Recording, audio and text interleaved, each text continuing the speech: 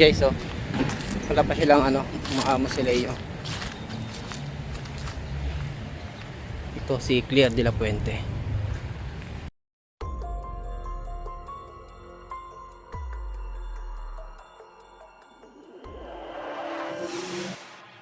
Malilit lang siya pero magaganda, para ka na sa loob ng subdivision.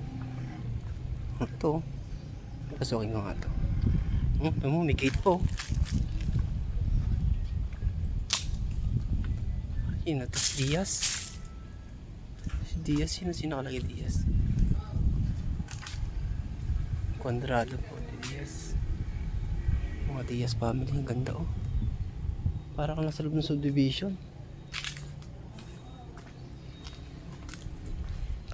Ganda ng mga bingan nila eh, no? Alam mo talaga nasa loob ka ng subdivision.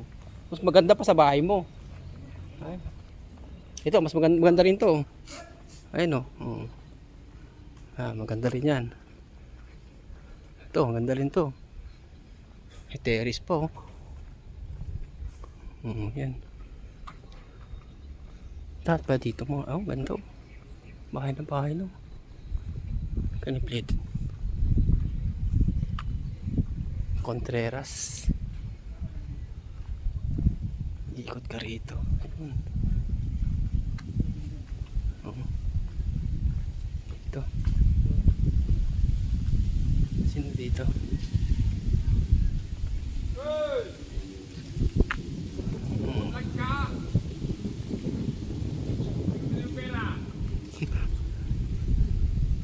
Ayan. Wala na dyan! Dito tayo. Dito na dito.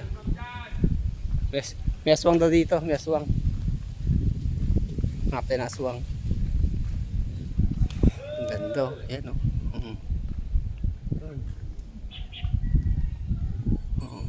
Sidro.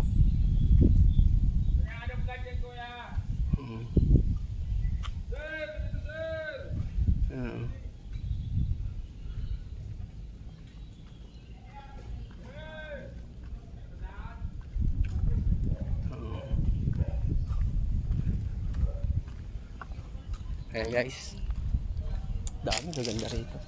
Papahinga na yung mga kalabador dito, tanghaling tapat. Ayan. Hello po, ganda nga po. Alam niyo ba yung mga kanta kay Claire de la Puente? Ayun, nakita ko na. Ayan guys, oh. Wala pa silang umaamo si Leo. Ito si Claire de la Puente.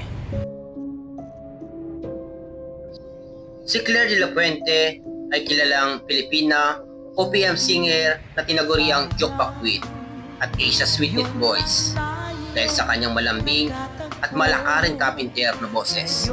Sumikat siya noong 1970s sa pamamagitan ng kantang Sayang at iba pang OPM hit tulad ng Minsan-Minsan at Nakaw na Pag-ibig. Bukod sa musika, naging matagumpay din siyang negosyante sa larangan ng transportasyon, restaurant at cosmetic at nagsilbi bilang presidente ng Bus Operators Association. Tahimik na ang boses niya pero malakas ang echo sa puso ng Pilipino. An OPM icon and legend.